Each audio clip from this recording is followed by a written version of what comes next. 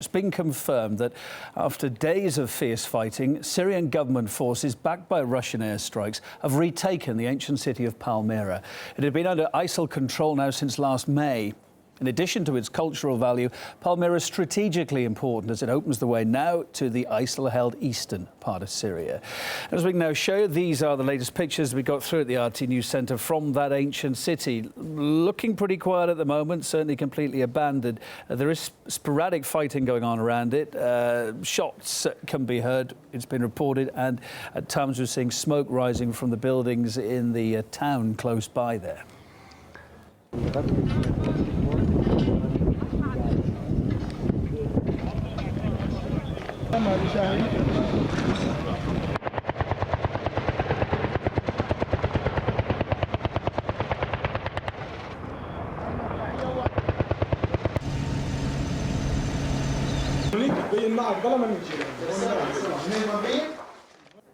The liberation of Palmyra is significant in many ways, but certainly one of the major ones is because of its location, situated halfway between Damascus and Islamic State's de facto capital, Raqqa.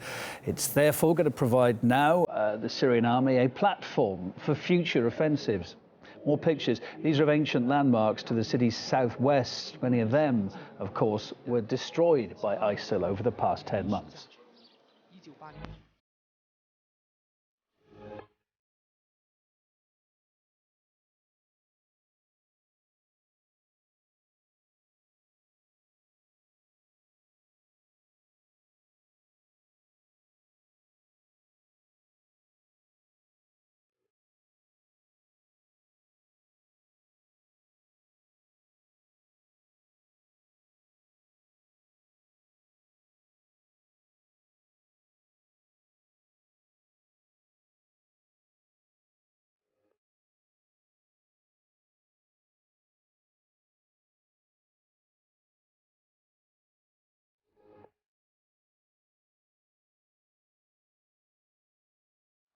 Within the last few hours, we spoke to the commander of one of the Syrian army units there. He told us about the current situation in the city, as well as the main challenges that kept the army from retaking Palmyra earlier.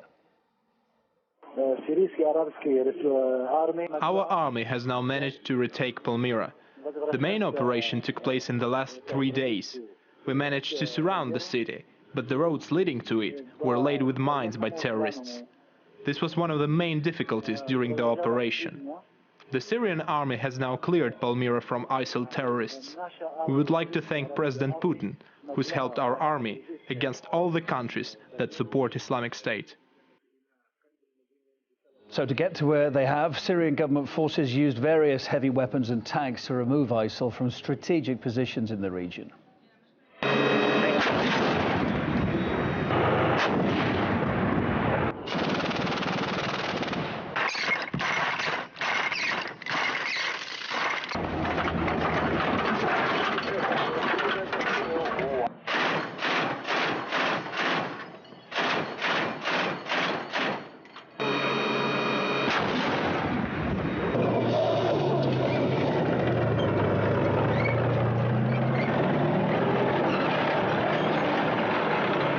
After the army wrested back control of the historic Palmyra citadel, soldiers were photographed burning the militants' black flag, which they say is was used till so very recently over that historic castle. It used to fly tall there. And we've received this video too, apparently showing a government soldier waving now the Syrian flag in front of that recaptured area. A crew from RT's Arabic channel was with the Syrian army in Palmyra. Here's some more of what they filmed.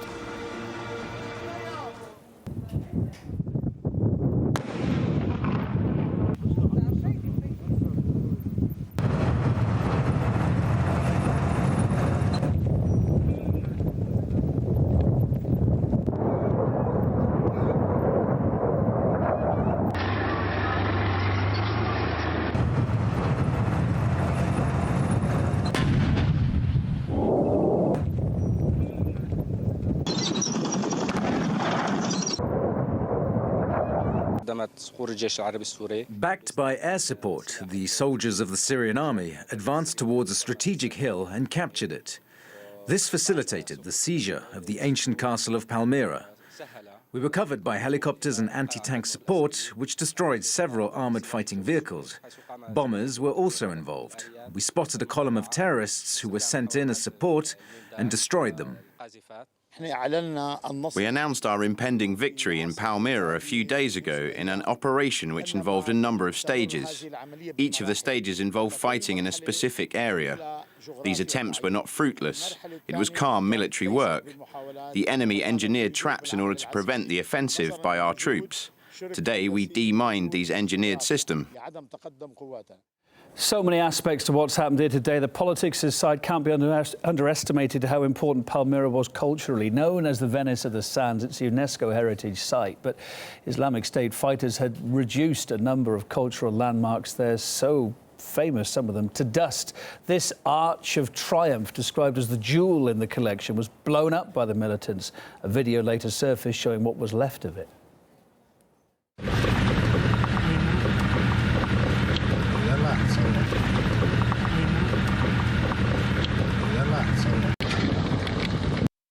The jihadists also destroyed one of the most prominent sites from antiquity in the Middle East as well. That was called the Temple of Bel. That had stood around while the world evolved around it for 2,000 years of war and invasions, but it stood unscathed till satellite images showed the main building pulverized by ISIL. Another ancient temple also suffered at the hands of ISIL. There are the pictures. I need to say no more. It released these images showing that temple reduced to rocks. UNESCO condemned that act as a war crime. ISIL also brutally murdered the keeper of Palmyra. His name was Khalid al-Assad. He was one of Syria's most renowned antiquities scholars who dedicated his life, indeed, to protecting his hometown. His fate? He was beheaded by ISIL. He was an 82-year-old historian. They hung his body on a column after he apparently refused to reveal the locations of hidden antiquities. His son Walid did escape. We spoke to him last October. First, they want the gold. In their minds, there is a huge amount of gold in Palmyra. They told me, you know, about 2 tons of gold hidden in the museum, and nobody knows it except you. It's a kind of madness. 2 tons, not 2 kilos. I told them that the gold you want to see in Palmyra, it's very clear. Their columns, their buildings, also their statues. In my opinion, they make kind of propaganda. They destroy some things, especially the original statue of al-Assad, the Asad al-Assad, but I think they move the others. They give the wall that we destroy everything, but I think they will sell the other things. Palmyra, standing at the crossroads of several civilizations, was visited in its day by hundreds of thousands of tourists, not so long ago, in fact, just before the start of the Syrian conflict.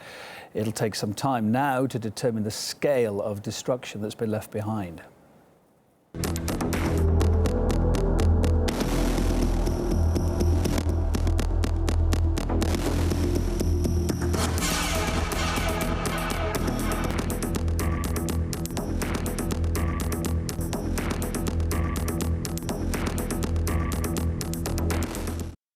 The Syrian culture minister hailed the recapture now of Palmyra as a victory for humanity and promised to rebuild what's been left. I spoke to the head of Syria's Directorate General for Antiquities and Museums just last hour. Despite the damage inflicted by ISIL on Palmyra's cultural heritage, as you'll hear, he's optimistic today about its eventual restoration.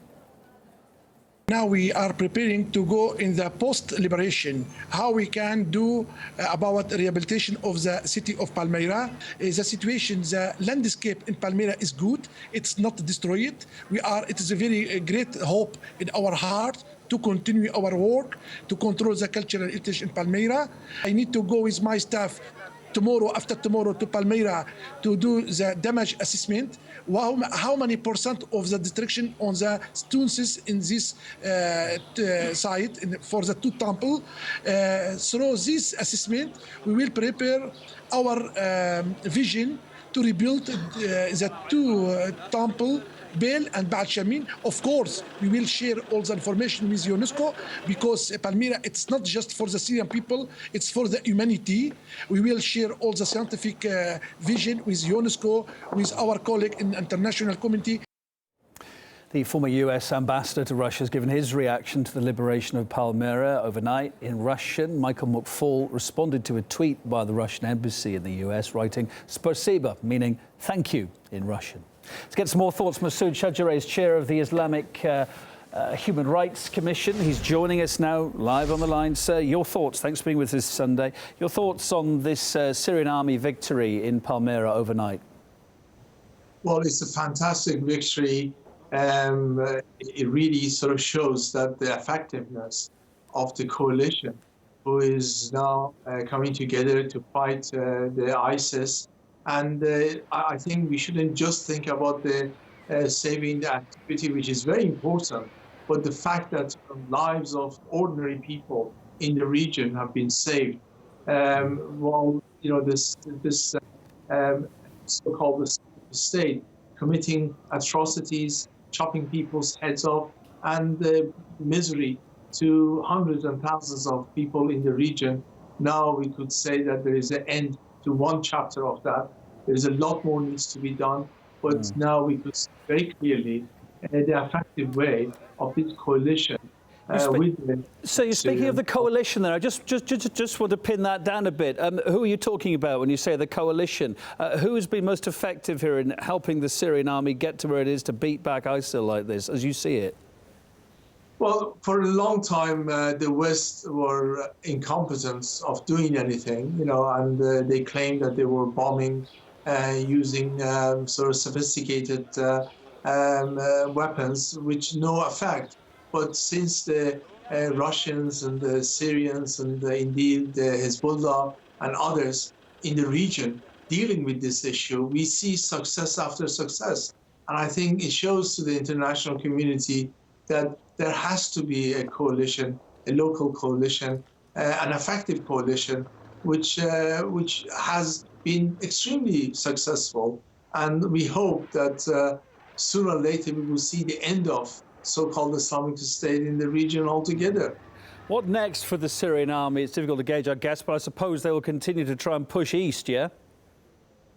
Yes, absolutely. And I think now there should be no doubt in anyone's mind internationally that this is the most effective way of actually dealing with the terrorists. And we need to clear Syria of all terrorism before we could see the empowerment back to the people of Syria to choose their future. And I think that concentrating on getting rid of the terrorists, it really is the priority for international community and indeed for the ordinary Syrians. They are the ones who are getting the most affected by the atrocities committed by these terrorist groups.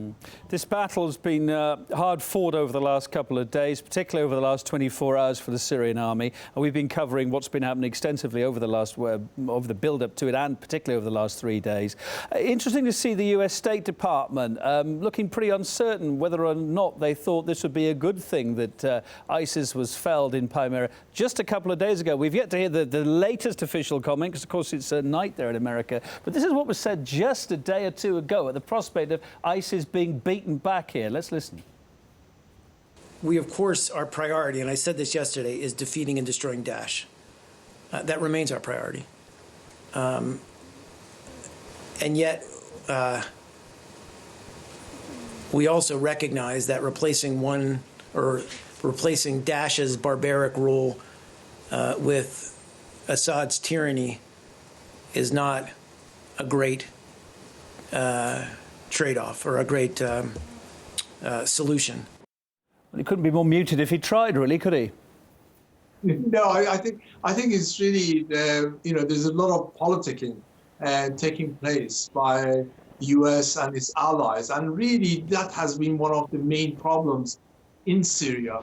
We really need to get rid of Daesh or ISIS before anything could happen. There's no way that Syria could begin to put their lives together while Daesh is going chopping heads around and actually ruling with committing all these atrocities right across Syria. And that is, even a child will understand that. And I fail to see why United States and its allies not only been incompetent in dealing with ISIS till now, but also don't recognize that that is really the priority for the Syrians, and that should be the priority for international community. Well, maybe I'd say it's coming into morning there now in America. Maybe we will have some official comment later, a little more positive. Just a final thought. As you're seeing it today, is there a danger of some complacency here, or is the tide really turning in Syria's fight against ISIL? The tide is turning, and it has been turning in recent months by this coalition of Russians, Syrians, and indeed the local sort of militias and so forth. But I think we need to recognize that this needs to be supported. If we are going to get rid of Daesh, both from Syria and Iraq, there needs to be concentration on that and less of the politicking that we are seeing from United States and its allies. I think the problem is this, that U.S. on one side, that we heard, sort of puts a priority on Daesh, but then it comes with a but and if, and sort of that has been part of the problem. And I think people of Syria, people of Iraq need to be supported to get rid of all sorts of terrorism, especially from Daesh. Masoud Shadjareh, Chair of the Islamic Human Rights Commission, thank you for sparing some time to be with us this weekend. Palmyra, of course, far from the only cultural site pulverised by Islamic State of late. The jihadists have been systematically destroying ancient landmarks across Syria and also in Iraq.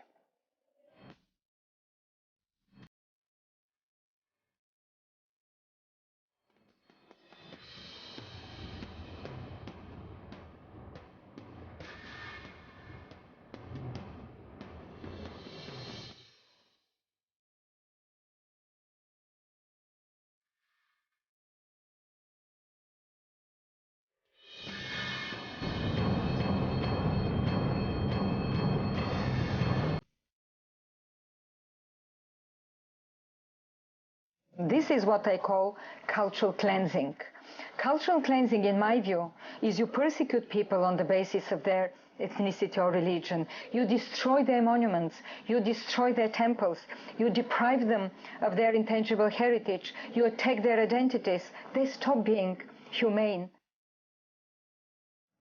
Let's quickly acquaint ourselves again with how the terrorist siege of Palmyra unfolded over the past 10 months. Islamic State took control of that ancient city in May last year. Since then, the Syrian armies repeatedly attacked ISIL positions, but its commanders believed a larger scale offensive then would result in too many casualties among its soldiers, so it didn't happen. But 2 weeks ago, government forces took the initiative in this battle because of the backing of Russian and Syrian airstrikes. Today, then, it's been reported the liberation of Palmyra has happened, and it marks the latest in a number of setbacks for ISIL, which has suffered defeats on several fronts of late in Syria and also in Iraq.